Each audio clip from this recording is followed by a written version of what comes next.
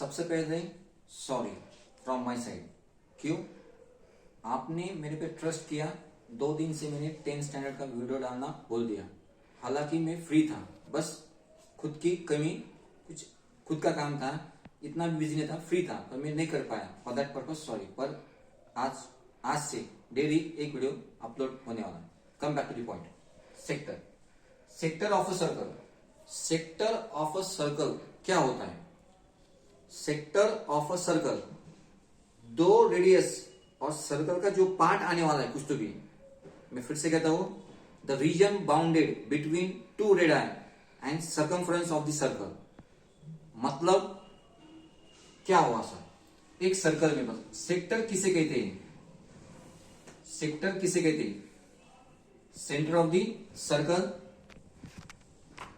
The region bounded between two radius, O A एक radius, O B दूसरी radius, the region bounded between two radius and the part of the circumference, this is the part of circumference. इसके अंदर जो portion आता है उस portion को हम क्या कहते हैं?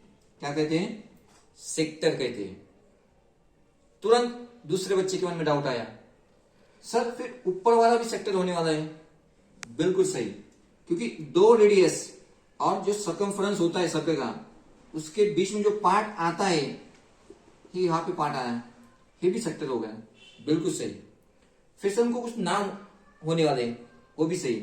अगर इस सेक्टर को मेरे को लिखना है, then how I will write sector. और एक पॉइंट लो, सपोज डी। अगर मेरे को जो नीचे वाला सेक्टर है उसको लिखना है, तो I will write sector O, यहां से स्टार्ट किया, O dash A C B, A C B, O A C B means this much sector. फिर सर ऊपर वाला भी सेक्टर है ना? बिल्कुल सही, इसको मैंने नाम दे दी, तो उसको लिखूंगा मैं sector O dash A D B. दो सेक्टर लिखने का तरीका, O A C B, O A D B.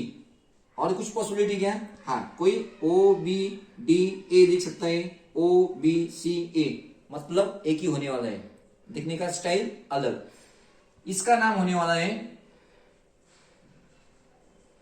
Minor sector और इसका नाम होने वाला है मेजर सेक्टर। सेक्टर दो टाइप के होने वाले हैं, माइनर सेक्टर, मेजर सेक्टर। समझ में आया? पर इन शॉर्ट हम देख के भी बोल सकते हैं, सर्कल का सेंटर है, क्या है? सेक्टर है। हाँ, दो रेडियस है और कुछ सर्कल का पार्ट है, पर दिया हुआ सेक्टर मेजर सेक्टर है क्या माइनर सेक्टर है? जो सर्कमफ्रेंस का सर्कल का सर्कमफ्रेंस होता है, सर्कल का सर्कमफ्रेंस होता है, बस इतना सा आया है। इसका मतलब ये क्या हुआ? क्या हुआ? Minor sector. फिर मेजर सेक्टर क्या होने वाला है? जो बचा हुआ पोर्शन है, जो बचा हुआ पोर्शन है, ये होने वाला है मेजर सेक्टर। मतलब हर बार सर्कल देने की जरूरत नहीं है, हम देख के भी अनुमान लगा सकते हैं इसका सर्कमफ्रेंस कितना है। आधे से भी ज्यादा है, आधा कहीं तो भी यहाँ पे होने वाला है। जब हमें पता चलेगा आधा है, तब वो सेमी सर्कल होने वाला है। पर आइडेंटिफाई हम कर सकते हैं कि आधे से कम है, माइनर में आया, आधे से भी ज्यादा है, यहाँ पे आधे से भी ज्यादा हो रहा, वो मेजर होने वाला है। सर्कल ड्रॉ करने की जरूरत नहीं, बस मैंने देखा सेक्टर बन गया। अब सेक्टर क्या है, एक आइडिया क्लियर हो गई। पूरी तो क्लियर नहीं हुई, पर कुछ हद तक एक इमेज तैयार बन गई दिमाग के अंदर। ठीक है, सेक्टर दो रेडियस और जो सर्कमफ्रेंस होता है उसका कुछ तो भी पार्ट, उसके बीच में जो एरिया होती है उसे हम सेक्टर कहते हैं। ठीक है, सेक्टर का कंसेप्ट क्लियर हो गया। फिर सवाल आता है उसकी एरिया ढूंढना है, उसकी एरिया ढूंढनी। अब यहाँ पे ओ ए बी और C, O is the centre of the circle. अब जो मैंने लाइन से पोर्शन किया है, इज दिस अ सेक्टर और not? Yes, it's a sector. दो रेडियस और जो सर्कमफ्रेंस होता है उसका कुछ तो भी पार्ट है, उसके बीच में जो पोर्शन होता है वो सेक्टर होता है। इसकी एरिया मेरे को ढूंढना है, तो मैंने ढूंढा। कैसे क्या ढूंढा? पाई r² अपॉन 4। जो इसकी एरिया होने वाली है वही तो सेक्टर की एरिया होने वाली है। सर कैसे क्या निकाले? अरे यार पूरा सर्कल है, फॉर्मूला क्या है area of circle? Pi r square. कितने इक्वल पार्ट में मैंने डिवाइड किया? 4 इक्वल पार्ट में डिवाइड किया। अगर 4 इक्वल पार्ट में से डिवाइड किया तो मैं इसको किससे डिवाइड करने वाला हूं? 4 से। जो आंसर आने वाला है, जो पोर्शन बचा है वो उसका आंसर आया। इतना आसान है? हाँ इतना ही आसान है। ओ ए एक रेडियस, ओ बी दूसरी रेडियस, 2 रेडियस है और सर्कमफ्रेंस का कुछ तो भी पार्ट है, इसके बीच में कुछ तो भी पोर्शन आया, सेक्टर है, इसकी मेरे को एरिया ढूंढनी है। पूरे सर्कल की एरिया क्या है? पाई आर स्क्वायर। कितने पार्ट में डिवाइड किया? 2 से डिवाइड करो तो इस सेक्टर की एरिया आ गई पाई आर स्क्वायर अपॉन 2। अब मेरे को इस सेक्टर की एरिया ढूंढनी है, तो क्या आंसर आने वाला है? Area of circle pi r square fix है।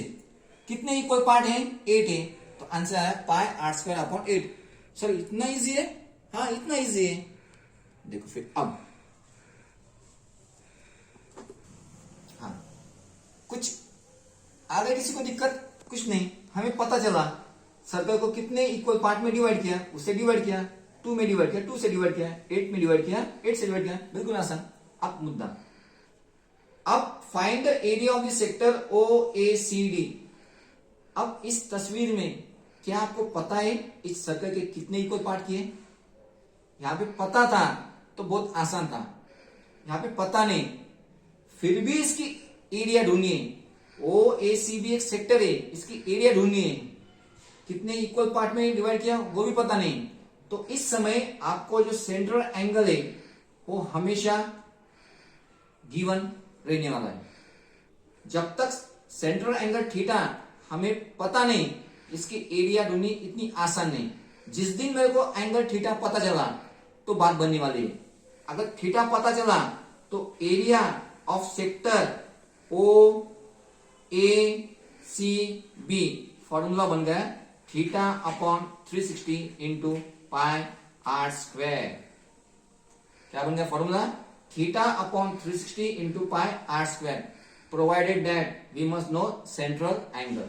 चलो इस फॉर्मूला को मैं इसके साथ चिपक के देखता हूं, एक एक्सपेरिमेंट करके देखता हूं क्या ये फॉर्मूला सही में काम करता है क्या नहीं। अब मेरे को पता नहीं कितने इक्वल पार्ट में डिवाइड होता है, मेरे को पता नहीं, पर अब मेरे को पता चला 4 इक्वल पार्ट है। इसका मतलब यहाँ पे एंगल कितना बनने वाला है? 90 बनने वाला है। मैंने थीटा क्या कहा? Central angle. थीटा के जगह पे 90 पुट करो, फॉर्मूला वही 360 इंटू पाई आर स्क्वायर, 91 जा 90, 94 जा, तो क्या आंसर आया? Pi r square upon 4। इसमें क्या आया आंसर? सेम आया था। और यहाँ हाँ बिल्कुल सही। इसमें एंगल कितना होने वाला है? स्ट्रेट लाइन है, तो एंगल सेंट्रल एंगल कितना होगा? थीटा 180 हो गया। थीटा के जगह पे 180 पुट करो, 360 अपनी जगह पे इंटू पाई आर स्क्वायर, 181 जा 180, 182 जा 360, क्या आंसर आया? Pi r square upon 2, pi r square upon 2, pi r square upon 2। इसका बोलो कितने इक्वल पार्ट डिवाइड किया? 8। इसका मतलब जो सेंट्रल एंगल है वो कितना होने वाला है? 45 होने वाला है। 360 को 8 से डिवाइड करो, 45 आंसर आने वाला है। चलो मेरे को सेंट्रल एंगल पता चला, जिस दिन मेरे को सेंट्रल एंगल पता चला वो कितने इक्वल पार्ट में डिवाइड हुआ उससे मेरे को कुछ लेन देन नहीं। सीधा फॉर्मूला क्या है? थीटा। थीटा कितना है? 45 upon 360 into pi r square, 5 से डिवाइड करो, 5 9 जा 45, 5 7 जा 35, 5 2 जा 10, 9 1 जा 9, 9 8 जा 72। आंसर क्या आया? Pi r square upon 8। यहां पे भी कितना आया था? अगर हमें पार्ट्स पता है in that how many part that circle is divided, it's very easy. पर जब हम पता नहीं होता है पर सेक्टर ढूंढना है, उस समय एंगल थीटा सेंट्रल एंगल देना जरूरी है। तो फॉर्मूला बन गया theta upon 360 into pi r square. इसको दिमाग में फिट करो। चलो एरिया ऑफ सेक्टर क्या है? Concept clear. Area of sector theta upon 360 into pi r square. फिर दूसरा पॉइंट है लेंथ ऑफ आर्क। किसकी? ओ ए बी सी एक सेक्टर है, इस सेक्टर में एक आर्क आता है, आर्क ए बी सी। तो what is the length of arc A B C, वो हमें ढूंढना है।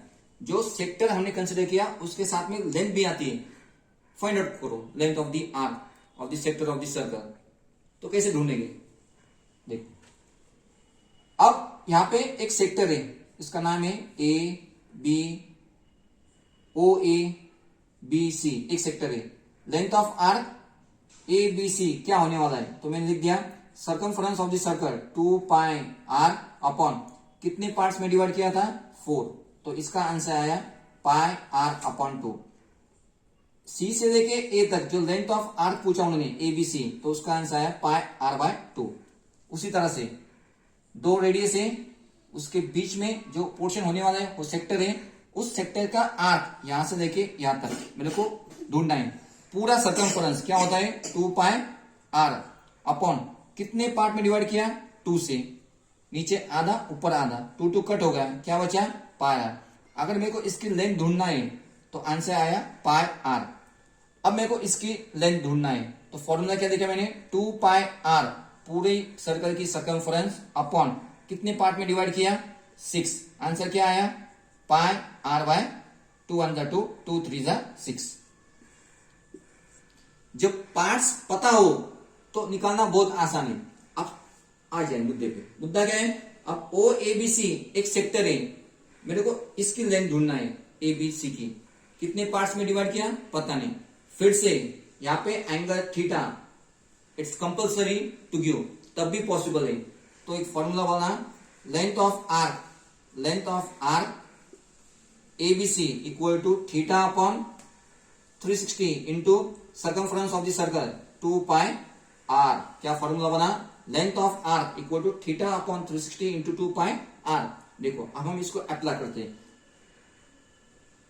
4 इक्वल पार्ट में डिवाइड किया तो थीटा कितना होने वाला है 90, थीटा के जगह पे 90 पुट करो अपॉन 360 इंटू 2 पाई आर, 90 1 जा 90, 94 जा 36, 2 1 जा 2, 2 2 जा 4, आंसर कितना आया पाई आर बाय 2।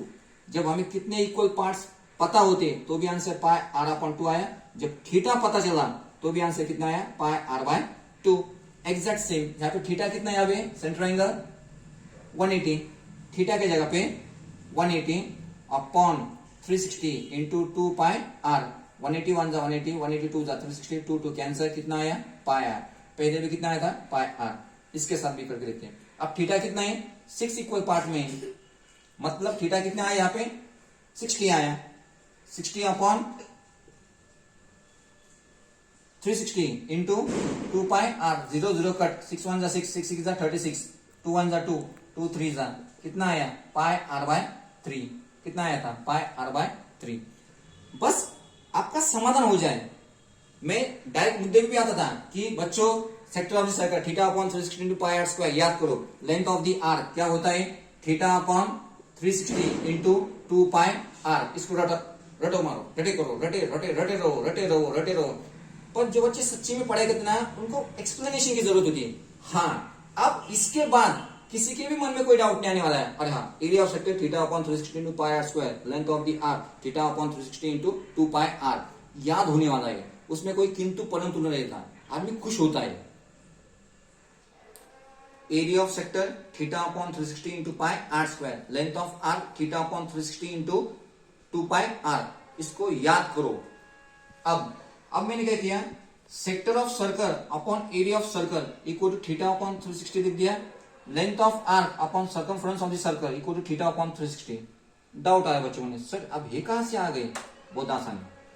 ये देखो area of sector equal to theta upon 360 into pi r square, बस पाई आर स्क्वायर इसके नीचे आया, बीच में इक्वल टू साइन है, ये अपॉन में आया, और पाई आर स्क्वायर को मैंने क्या लिख दिया एरिया ऑफ सर्कल, तो क्या बचा थीटा अपॉन 360।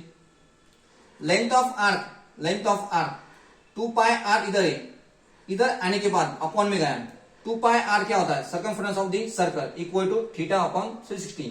हाँ लिख सकते हैं 1 2, फिर फ्रॉम 1 and 2 इसकी मदद से area of sector upon area of circle equal to theta upon 360, पर थीटा अपॉन 360 किसके बराबर है length of arc upon circumference of the circle. कल कभी जरूरत गिरी तो area of circle sector of circle upon area of circle equal to theta upon 360 equal to length of arc upon circumference of the circle. और एक बड़ी बात, इसको नोट करो, area of sector equal to theta upon 360 into pi r square, formula है equal to, अब theta upon 360 किसके बराबर है, length of arc upon circumference of the circle. मैंने थीटा अपॉन 360 नहीं लिखा, length of arc upon circumference of circle लिखा into pi r square. Length of arc मतलब L, circumference of the circle 2 pi r into pi r square. एक r एक नीचे का cut, pi cut, तो क्या बचा L इंटू आर अपॉन 2, एक फॉर्मूला बन गया। बोल दो सेक्टर ऑफ द सर्कल, इससे भी हम निकाल सकते हैं, और area of sector of the circle जब एंगल थीटा नहीं दिया तो L इंटू आर अपॉन 2 से भी हम निकाल सकते हैं। प्रैक्टिस सेट कल।